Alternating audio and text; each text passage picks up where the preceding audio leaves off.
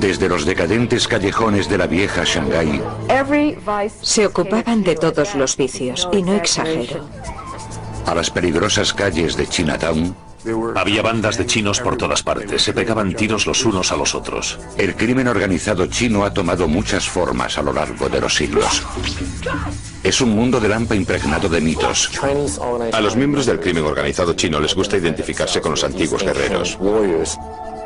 Y formado en el terror. El equivalente a disparar a las piernas era cortar todos los tendones del cuerpo, lo que convertía a la persona en una especie de masa gelatinosa. Pero su meta siempre ha sido la misma. Ganarán dinero recurriendo a cualquier método.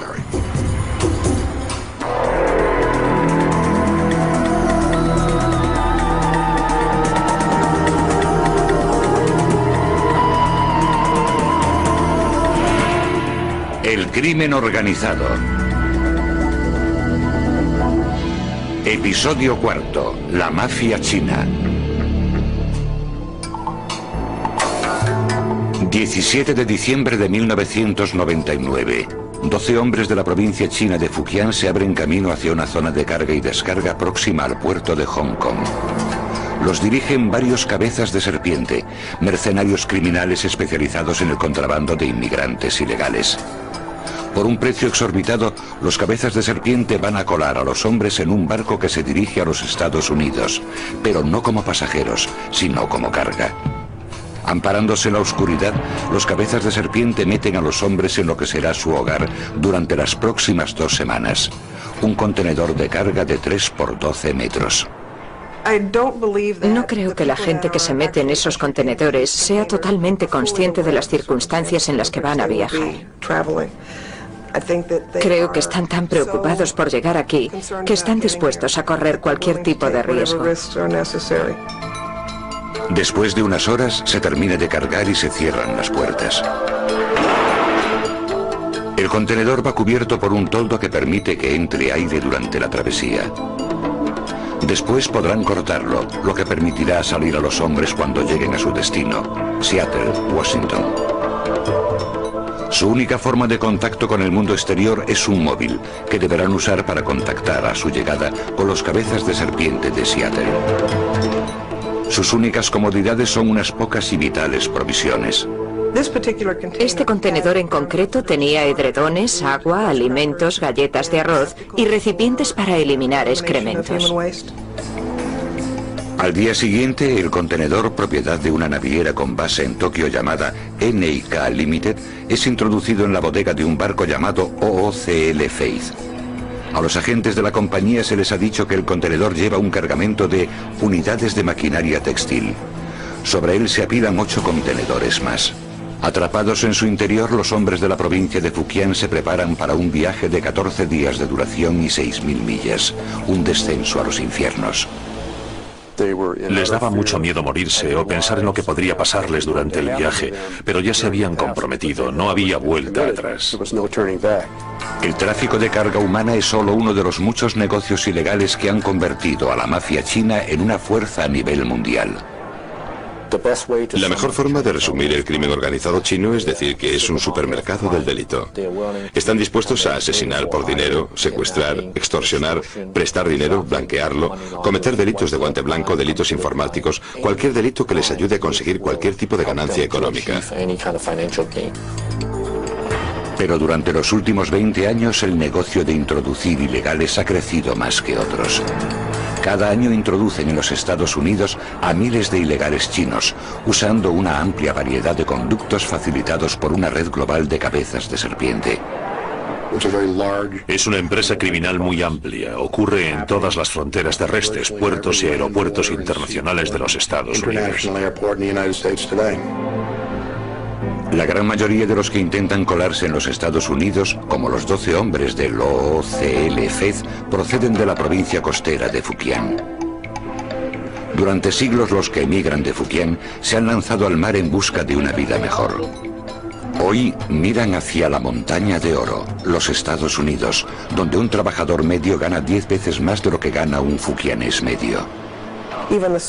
Incluso el salario más reducido de aquí puede ayudar a aldeas enteras de la provincia de Fujian. Hasta las peores condiciones de aquí son mejores que las mejores de allí. La recompensa de un viaje con final feliz puede ser enorme. Una nueva vida en América y dinero para enviar a la China. Pero los riesgos también son enormes. Los cabezas de serpiente cobran unas tarifas desmesuradas por sus servicios. Piensen en el margen de beneficio que queda si introducen 20, 30 o 40 chinos en los Estados Unidos a aproximadamente $40.000 por persona. Lo normal es que una familia o una aldea, o bien alguien que ayude desde los Estados Unidos, reúna el dinero para pagar el primer plazo de lo que cuesta enviar a uno de sus hijos a los Estados Unidos. Sin embargo, antes de que el joven pueda empezar a enviar dinero a casa, primero ha de pagar el resto de su deuda con el cabeza de serpiente. Casi siempre el resultado es una especie de contrato de servidumbre. Muchas horas de trabajo en restaurantes o talleres ilegales para un inmigrante ilegal a merced de un sindicato del crimen. Junto con el contrabando de ilegales vienen la extorsión, el secuestro y graves delitos de violencia que incluyen la muerte. No se trata solo de meter a un ilegal en un barco y dejarlo en una playa. Es una actividad que lleva aparejados otros delitos. A pesar de los peligros, los hombres encerrados en el barco están dispuestos a someterse al terrible viaje a través del Pacífico. Sabían que ese era el riesgo que debían correr para conseguir lo que para ellos es lo más importante de su vida, llegar a los Estados Unidos. Pero tras 12 días en el mar, su plan empezó a fallar. El 29 de diciembre de 1999, la naviera NIK se enteró de que los contenedores que decían llevar unidades de maquinaria textil y que iban en un barco que había atracado cerca de Los Ángeles, en realidad llevaban ilegales chinos. La compañía se puso en contacto con el Departamento de Inmigración para informar de que había otros envíos similares. Había 3 contenedores más enviados por la misma compañía que habían declarado el mismo tipo de contenido. Uno de esos contenedores iba a bordo del OOCL Faith. 6:30 de la mañana del 2 de enero de 2000. El OOCL Faith atraca en Seattle. Los agentes de aduanas y del Servicio de Inmigración están esperando y preguntándose con qué se van a encontrar. Por fin, después de 2 horas, el contenedor es retirado del barco y depositado aparte. Utilizando máscaras para protegerse de las enfermedades de transmisión aérea, los agentes de aduanas fuerzan la cerradura con cuidado. Hay muchos factores desconocidos a tener en cuenta antes de abrir un contenedor. No sabremos si habrá gente necesitada de atención médica o si habrá gente armada. Cuando se abren las puertas, un olor a basura y a excrementos impregna el aire. Los traductores ordenan en mandarín a los hombres que salgan.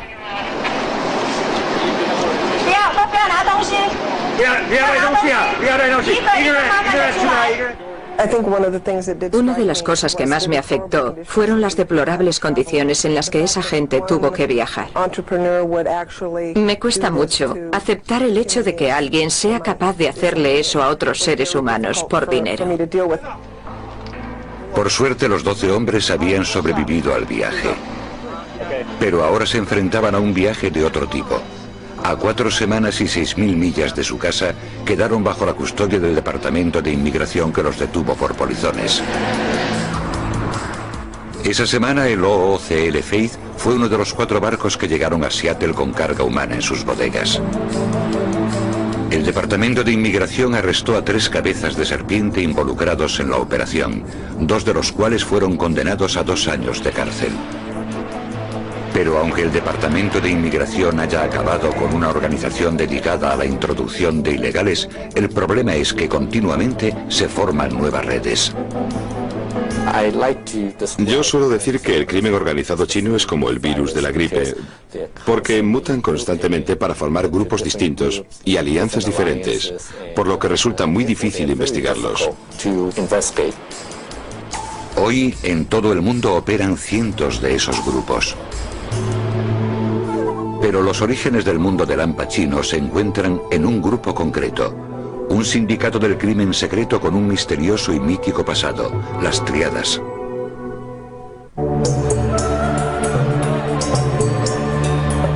Actualmente el mundo del hampa chino está formado por cientos de diferentes organizaciones criminales.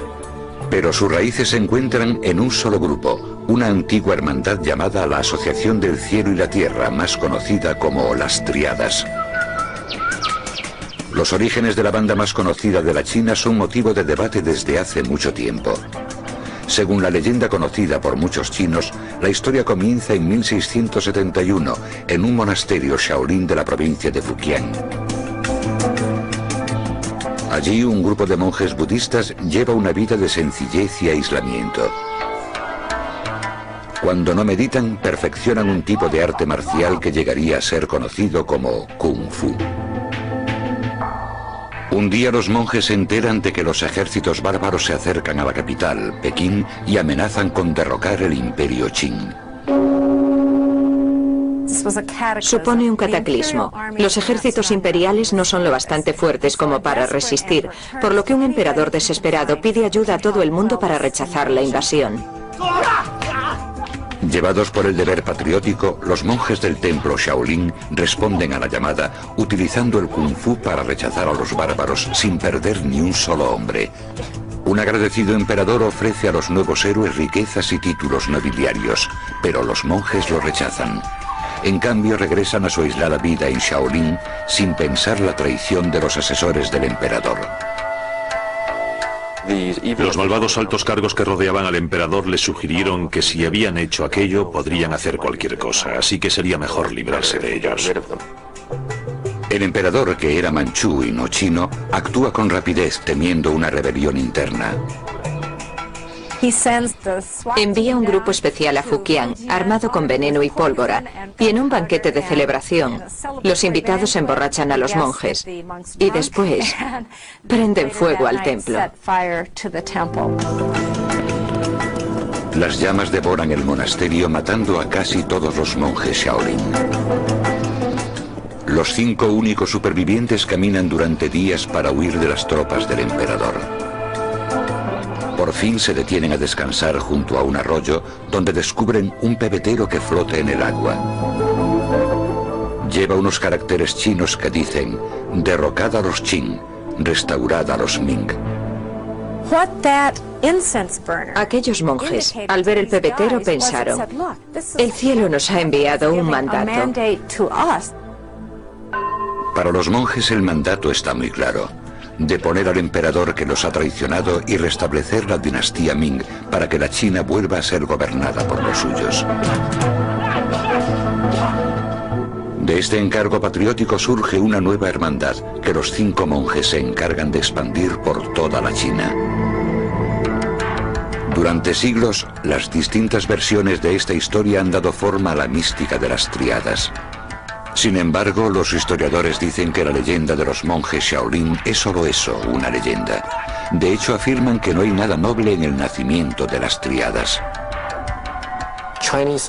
A los miembros del crimen organizado chino les gusta identificarse con esos antiguos héroes y guerreros para darle un toque especial a sus actividades delictivas. Para mí no es más que puro cuento. Según los eruditos, la auténtica historia de las Tríadas comienza en la provincia de Fujian durante el siglo XVIII. Era una época de agitación económica y los jóvenes que vivían al margen de la sociedad se vieron obligados a marcharse en busca de trabajo. Pero en Fujian los caminos eran peligrosos porque estaban llenos de bandidos y ladrones. En el siglo XIX, Fujian es el salvaje oeste de la China. Cualquiera estaba expuesto a que en cualquier momento lo insultasen, abusaran de él, le robasen, se aprovecharan de él, lo estafasen o incluso lo matasen. Como medida de protección, los jóvenes se juntaban para formar sociedades de ayuda mutua. Eran como familias adoptivas, hermandades unidas por sus juramentos de lealtad. Si estabas en el mercado y alguien intentaba engañarte, podías decir: si sigues engañándome, llamaré a mis hermanos y cuando acabe el mercado te machacarán la cabeza. Pronto, las sociedades fundadas para defenderse comenzaron a delinquir también. Los hombres que entraban en esas sociedades, que las necesitaban, no eran angelitos, ocupaban el escalón más bajo de la sociedad. Se dice que aquí, en este templo, un grupo de monjes itinerantes formó una hermandad secreta en 1761. La llamaron la Asociación del Cielo y la Tierra, nombre inspirado en la imagen tradicional china del orden cósmico, el cielo encima, la tierra debajo y los seres humanos en el medio. Para representar esta relación, la asociación del cielo y la tierra tomó como emblema un triángulo equilátero, símbolo que con el paso del tiempo dio lugar a su nombre occidental, las Tríadas. En poco tiempo, distintas ramas de esta nueva hermandad comenzaron a surgir por toda la provincia de Fujian. No tenían un padrino, un papa, una figura central. La sociedad se fundó como una serie de pequeñas unidades o células autónomas que parecían surgir casi al azar. Los nuevos miembros iniciaban con un solemne ritual cuyos elementos se siguen usando actualmente en las Tríadas. El ritual solía empezar cuando los iniciados pasaban por debajo de varias espadas alzadas, lo que simbolizaba la entrada a una nueva familia. Después se sacrificaba un animal al que se desangraba y cuya sangre se mezclaba con vino y cenizas de incienso. Los iniciados se pinchaban un dedo añadiendo su propia sangre a la mezcla. Al final, tras jurar que nunca traicionarían los secretos de la hermandad, bebían. Durante décadas la Asociación del Cielo y la Tierra consiguió escapar al control del gobierno. Pero en 1787 el emperador descubrió su existencia. Debido a su mitología mesiánica, la leyenda de los monjes Shaolin, la misteriosa sociedad podía representar un peligro para la dinastía en el poder. Y se lanzaron a una caza de brujas por toda la costa de Fujian, donde en algunos lugares fueron casa por casa en busca de los supuestos miembros de la Sociedad del Cielo y la Tierra. Pero la caza de brujas no salió bien. Cuanto más interés ponía un gobierno en acabar con ellos, más crecían y se expandían. Algunos miembros pasaron a la clandestinidad y se repartieron por toda la China, llevando con ellos los secretos de su criminal hermandad. Casi de repente, la fracasada persecución del gobierno convirtió a la Asociación del Cielo y la Tierra en la sociedad secreta más famosa y célebre de la China. Durante el siglo siguiente, las Tríadas se extenderían por todo el sudeste asiático y se establecerían en los barrios chinos de Norteamérica. Sus actividades ilícitas abarcaban cualquier campo: tráfico de drogas, prostitución, juego. Y como las Tríadas formaban el grupo que definía el crimen organizado chino, surgieron decenas de imitadores. Con el tiempo, uno de ellos controlaría el oro blanco del tráfico de opio de la China y con él la ciudad más decadente del mundo, Shanghái.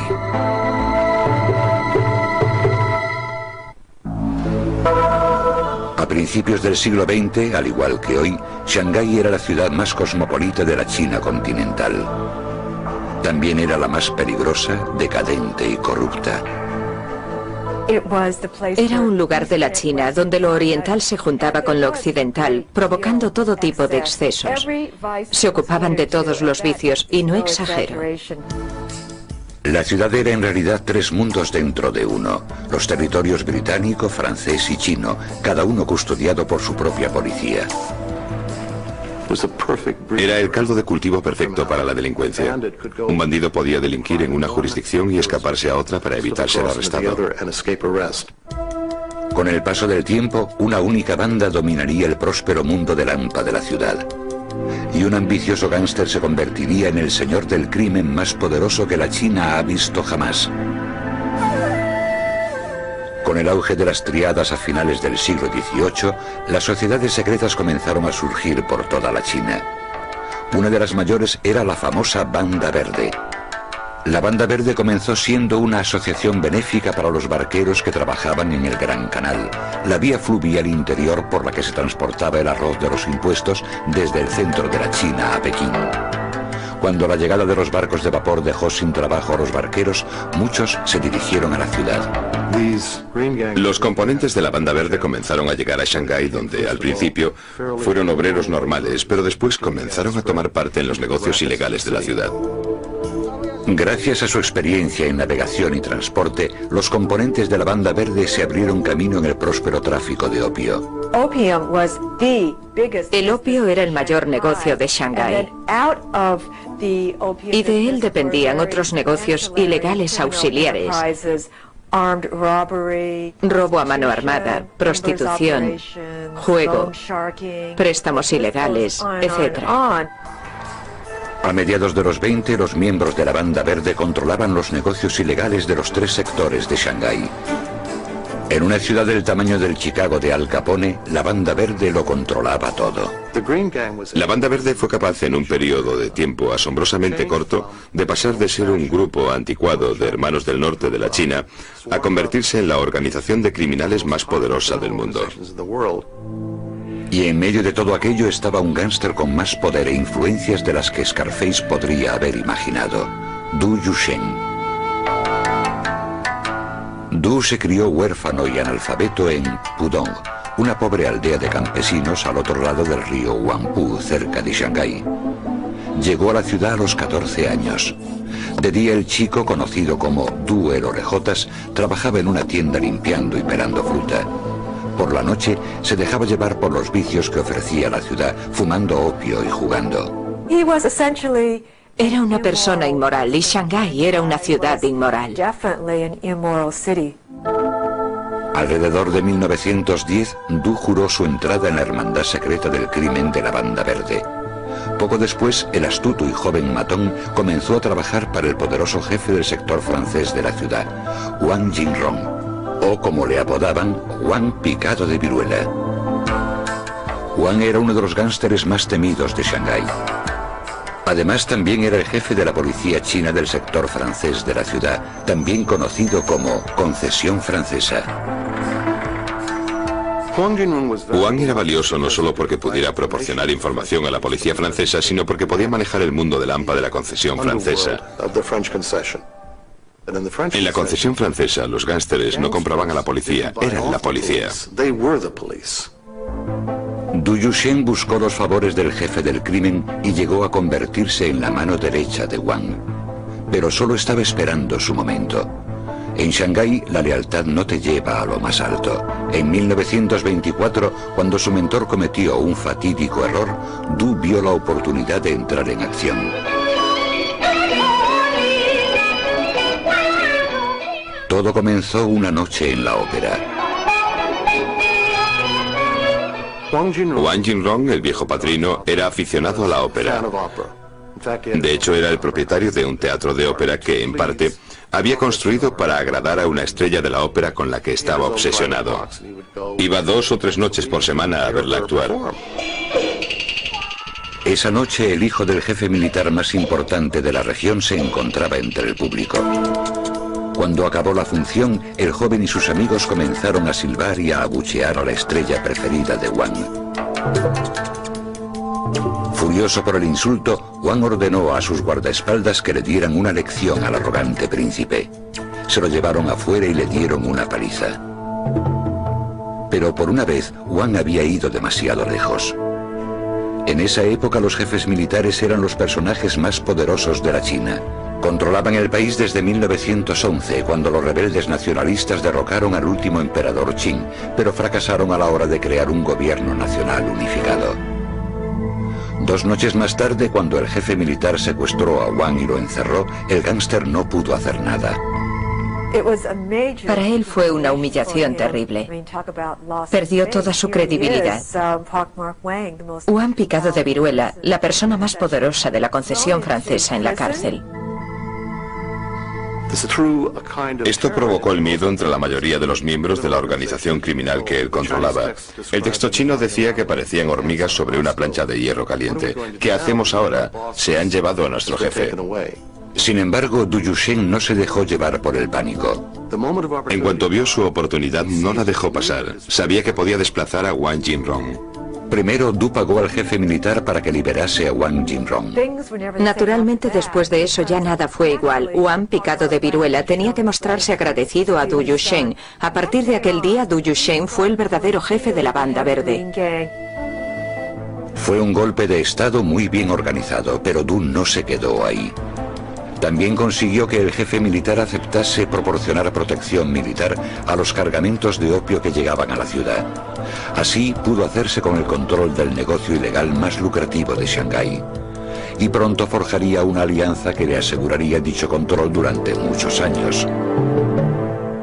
En 1923 las tropas del Partido Nacionalista se habían aliado con los rebeldes comunistas en una campaña para derrotar a los jefes militares y reunificar la China.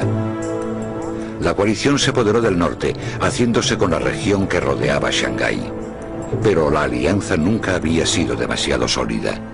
El líder nacionalista, Chiang Kai-shek, no se fiaba de los comunistas y temía por su propio futuro si estos conseguían apoderarse de Shanghái. En 1927, Chiang se puso en contacto con la figura más poderosa del mundo del hampa de la ciudad, Du Yushen. El general le pidió a Du que utilizara la fuerza de la Banda Verde contra los comunistas, que por entonces estaban organizando una huelga masiva en la sección china de Shanghái. Du aceptó velando por sus intereses. El futuro del monopolio del opio, que él más o menos tenía en Shanghái, se veía amenazado por la victoria comunista. El 12 de abril de 1927, a las 4 de la madrugada, en el centro de Shanghái, un penetrante silbido atraviesa el silencio del alba. A esa señal, miles de miembros de la Banda Verde acceden a la sección china de Shanghái, provocando un brutal ataque contra los huelguistas comunistas. Había comenzado la masacre conocida como el Terror Blanco. Los esbirros de Du sacaban a los hombres a la calle y los atravesaban con sus bayonetas o les disparaban. Un testigo dijo que las cabezas rodaban por las cunetas como si fueran ciruelas maduras. En cuestión de horas, los hombres de Du masacraron a casi 5.000 personas. El gángster le había entregado la ciudad a Chiang Kai-shek y ahora quería su recompensa. En abril de 1927, el jefe del mundo del crimen de Shanghái, Du Yushen, organizó la salvaje matanza que sería conocida como Terror Blanco. Los componentes de la Banda Verde asesinaron a miles de comunistas, permitiendo que las fuerzas nacionalistas de Chiang Kai-shek se alzaran con el control de la ciudad. Como recompensa, a Du se le concedió el grado de general del ejército nacionalista. Y junto con el cargo llegó lo que el gángster deseaba más que cualquier otra cosa: la respetabilidad. Es el acontecimiento que lo sitúa en un pedestal, por encima de los demás. Y esto hace que empiece a considerarse un político y no solo un criminal. El inculto gángster decidió convertirse en un caballero de Shanghái. Contrató eruditos para que redactasen trabajos sobre su familia, aunque él no sabía leer. Entregó tanto dinero a obras benéficas que en 1931, en el Quién es quién de la China, aparecía como un generoso filántropo. Acabaría siendo directivo de 5 bancos y de una universidad, además de ocupar un alto cargo en la Cámara de Comercio. Y siguió formando parte de la vida social de Shanghái. Este hombre, que surgió del escalón más bajo de la sociedad, ahora es el líder social de Shanghái. Cuando entra en un club nocturno, todo el mundo dice: ahí está, es él. Pero detrás de la fachada de respetabilidad, Du conservó su alma de gángster. Se ha dicho que Du era el Horacio Alger chino. Eso es cierto, pero también era el Al Capone chino. Desde su base en el sector francés, Du mantuvo su puño de acero cerrado sobre el mundo del hampa de Shanghái. Cualquiera que lo contrariara se arriesgaba a experimentar una truculenta forma de justicia. El equivalente a disparar a las piernas era cortar todos los tendones del cuerpo, lo que convertía a la persona en una especie de masa gelatinosa. Para Chiang Kai-shek, el miedo inspirado por Du y sus secuaces se convirtió en una herramienta muy útil para recaudar fondos. Necesitaban a la Banda Verde por su fuerza, ya que muchos de los ciudadanos más ricos de Shanghái vivían en secciones de la ciudad que no estaban bajo el control chino. ¿Quién podía entrar en la concesión francesa y secuestrar o matar a un banquero con impunidad? Los hombres de Du Yushen. Du Yushen se convirtió en el instrumento de terror que asustaba a la clase capitalista de Shanghái. La relación de Du con los nacionalistas también le sirvió a este para llenarse los bolsillos. Tras el Terror Blanco, el gángster se convirtió en el jefe del llamado Comité para la Supresión del Opio, la agencia encargada de todo el opio ilegal confiscado por las autoridades. Du ya tenía el monopolio del tráfico de opio de Shanghái y ahora, gracias a su puesto en el gobierno, también controlaba las enormes cantidades de droga de las que se incautaban los nacionalistas. Se trata de un negocio redondo. Sería como coger la cocaína almacenada en la sala de pruebas y que la propia policía la vendiese de nuevo en las calles. A principios de los 30, el poder de Du sobre el mundo del AMPA de Shanghái parecía inquebrantable. Se había convertido en el gángster más poderoso de la China y en uno de los hombres más influyentes de Shanghái. Pero el futuro traería consigo el desplome de su imperio y la destrucción de sus sueños de honor. En 1937, las eternas tensiones entre la China y el Japón acabaron en guerra.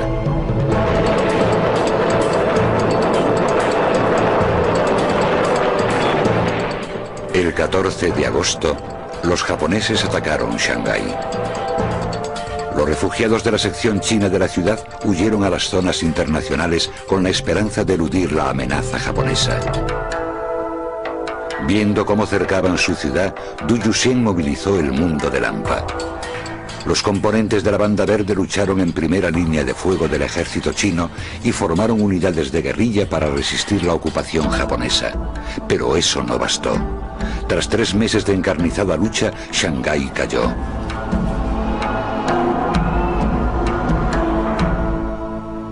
Du Yuxian, junto con otros líderes de la ciudad, subió a bordo de un carguero y huyó a Hong Kong. El mundo del AMPA chino ya no volvería a ser el mismo. En septiembre de 1945, un mes después del fin de la Segunda Guerra Mundial, Du Yuxian regresó a Shanghái por primera vez en 8 años. Esperaba que la ciudad que él había intentado salvar lo recibiese como un héroe, pero no iba a ser así.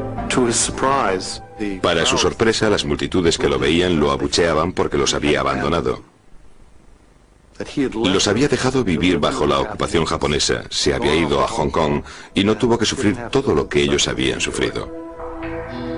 En abril de 1949, cuando los comunistas de Mao Zedong empezaron a hacerse con el control de la China, Du se fue de Shanghái por última vez. Hacía mucho que había perdido su poder, algunos dicen que incluso estaba arruinado, y su salud se resentía tras varias décadas de abusar del opio. Murió en Hong Kong 2 años después, a los 66 años. Aunque entonces nadie lo lloró demasiado, su leyenda sigue viva. Du era la quinta esencia de Shanghái. Personificaba la ciudad. La revolución comunista acabó con el reinado de la Banda Verde en Shanghái, pero no destruyó el mundo del AMPA chino. Con cientos de bandas operando en el extranjero, el poder pasó del continente a la diáspora china. Con el paso del tiempo, una oleada de inmigrantes convertiría el barrio chino de Nueva York en un semillero para el crimen organizado chino. Y un joven y violento matón declara la guerra con el fin de controlarlo. Ciudad de Nueva York, 1977. En Mott Street, en pleno centro de Chinatown, se ha desatado la guerra. Había bandas de chinos por todas partes, se pegaban tiros los unos a los otros. En medio de todo se encuentra Nicky Louis, el joven y ambicioso líder de una banda. Es su barrio. Al igual que John Gotti se sentaba delante del Raven Night Club, pues este controlaba Mott Street. Con 1,73 de altura y 54 kilos de peso, Nick Louis no da la talla de una leyenda del AMPA. Pero su carisma lo convierte en una de las figuras más temidas de Chinatown, uno de los centros del crimen organizado chino en Norteamérica.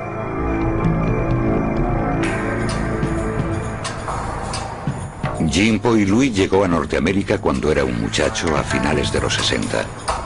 El que pronto sería conocido como Nicky formaba parte de una oleada de inmigrantes que empezó a llegar a lo que hasta entonces había sido un barrio tranquilo. Chinatown era una ciudad dentro de la ciudad de Nueva York. Se podía vivir en ella sin tener que hablar inglés y además se podía vivir muy bien. La población china presente en Norteamérica había permanecido estable desde 1882, cuando el Congreso aprobó la ley de exclusión china que prohibía más inmigración procedente de la China. Pero a principios de 1965, el Congreso invirtió dicha política, permitiendo que cada año entrasen en el país legalmente hasta 20.000 chinos. Casi de repente, Chinatown se vio tomada por los recién llegados de Hong Kong, Taiwán y la China continental. Muchos eran jóvenes, a menudo terriblemente pobres e incapaces de hablar inglés. No conseguían empleo, así que tuvieron que salir a la calle y buscarse la vida.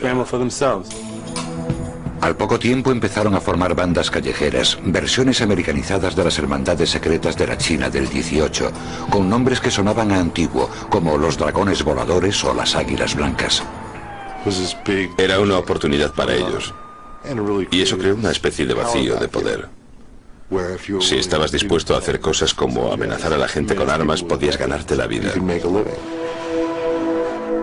Y aparece Nicky Louis. Violento y astuto, enseguida se puso al mando de una banda llamada Los Fantasmas.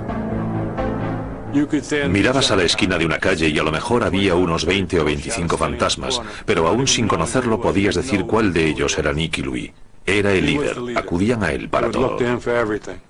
Sabían que no podían ser Nicky Louis, pero podían vestir como él, podían caminar como él, podían decir que te jodan como él. Era un compendio de cómo actuar.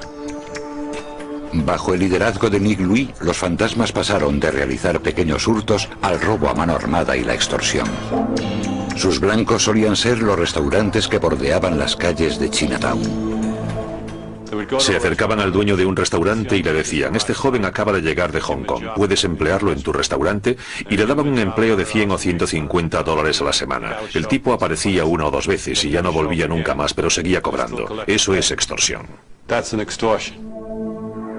Pero el ambicioso Nicky Louis tenía mejores planes. Quería hacerse con el control de todo Chinatown.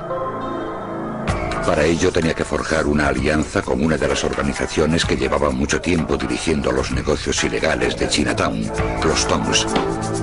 Los Tongs fueron los primeros que se establecieron en la década de 1860 como asociaciones benéficas para proteger de la discriminación a los trabajadores inmigrantes chinos. Se convirtieron en el centro de la vida de la comunidad en la mayoría de los barrios chinos, una combinación de banco, club social y ayuntamiento, pero no se limitaron a ser benéficos durante mucho tiempo. Algunos de los Tongs degeneraron en organizaciones criminales que dirigían prostíbulos, casas de juego, fumaderos de opio.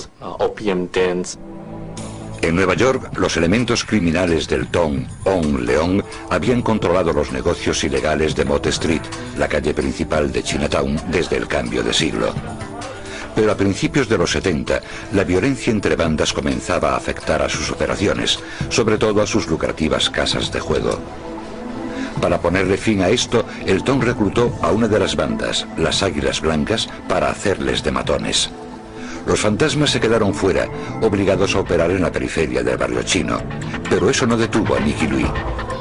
La noche del 3 de marzo de 1973, el grupo de Nicky vio a un miembro de las Águilas Blancas, Arthur Ha, solo, de pie en Mott Street. Clavándole un arma en las costillas, los fantasmas lo metieron en un coche y se lo llevaron a uno de los muelles de East River. Allí lo ataron, lo llevaron hasta el borde del agua y lo arrojaron a las rápidas aguas. Su cadáver se recuperó varias semanas después. El asesinato de Arthur Ha conmocionó el mundo del AMPA de Chinatown. Demostraba que los águilas eran vulnerables, en lo que supuestamente era su zona geográfica segura. Poco después, el Tong On Leong contrató a los fantasmas como fuerza bruta. El control de Nicky Louis sobre Mott Street ya era completo, pero el éxito lo convirtió en un blanco. Le dispararon tantas veces que se decía que cuando se giraba para esquivar las balas por la noche, se oía el ruido metálico que hacían al chocar. Su habilidad para sobrevivir se convirtió en parte de su misterio y su dureza empezó a formar parte de un mito. Una de esas anécdotas legendarias ocurrió entre Nicky y un policía de Nueva York mientras el gángster yacía en el suelo sangrando tras haber recibido un disparo en el pecho. El detective le preguntó directamente: ¿quién te ha disparado? Y Nicky le dijo: ¿quién eres? Él contestó: soy del departamento de policía de Nueva York. Y Nicky le dice: que te jodan. Era un chico muy duro. Pero Nicky Louis no debía cuidarse solo de las bandas rivales. Después de que los fantasmas se apoderasen de Chinatown, no estaban contentos dentro de su propio grupo, porque algunos ganaban más que otros, así que había problemas dentro del propio grupo. La noche del 28 de agosto de 1978, Nicky se dedicaba a uno de sus pasatiempos preferidos, jugar al mahjong en el sótano de una barbería de Mott Street. No tuvo tiempo para reaccionar cuando un fantasma llamado Robert Shu, alias Patata, sacó una pistola y le pegó un tiro en la cabeza. Milagrosamente la bala no penetró en el cráneo. Nicky pega un salto y se pone a correr por entre los sillones de la barbería. Y esto es lo que él me contó. Oye el clic que hizo la pistola, lo que significa que o está vacía o se ha encasquillado. Pasa corriendo al lado del tipo y huye. Corre hacia Canal Street, hacia Elizabeth Street. Entra en la comisaría y dice, me han disparado. Ella no sabía quién podía querer matarle, ¿no es cierto? 2 días después, Nicky Louis se despertó en el hospital rodeado de policías. Aceptó cooperar con las autoridades y testificar en contra del que iba a ser su asesino. Pero al hacerlo, tuvo que contar su propio historial delictivo, incluidos varios crímenes. Su testimonio se volvería contra él en 1985, cuando los fiscales lo utilizaron para acusar a Nicky Louis y a otros 24 fantasmas de participar en negocios ilegales. Se volvió contra él. Encerró al tipo que le había disparado, pero fueron sus propias palabras las que lo llevaron a declararse culpable a él también. En octubre de 1986, Nicky Louis fue condenado a 15 años de cárcel. Su caída y la desaparición de los fantasmas supuso el fin de una era en el mundo del Al Pacino. Ya no existe una definición clara de quién trabaja para quién y quién controla qué calles y qué negocios. Ahora es una especie de popurrí de asiáticos dispuestos a delinquir en una comunidad china.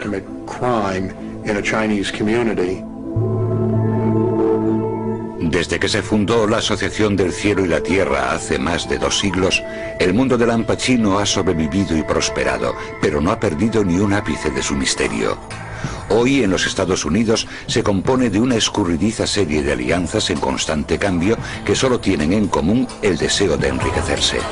Se dedican a todo, desde el contrabando de heroína hasta el contrabando humano, y han comenzado a traspasar las fronteras de sus propias comunidades. Están dispuestos a trabajar con cualquiera, mientras consigan ganar dinero. Por eso se han convertido en una amenaza mucho más significativa a la seguridad de los ciudadanos de este país. No resulta sencillo definir claramente el crimen organizado chino en la actualidad. Es algo muy complejo, muy intrincado, hay muchos espejos y mucho humo. Es una entidad en la que resulta muy difícil penetrar.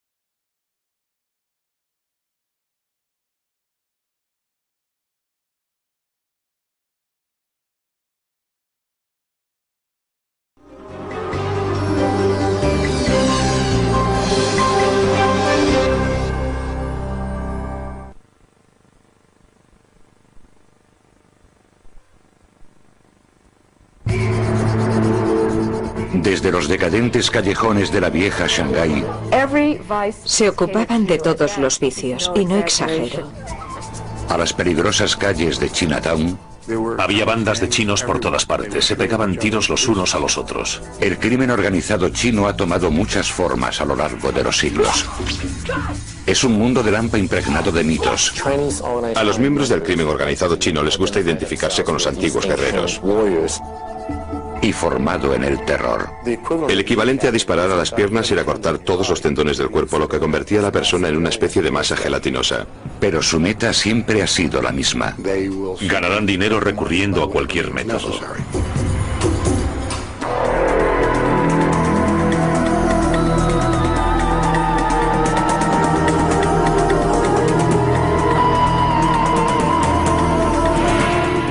El crimen organizado.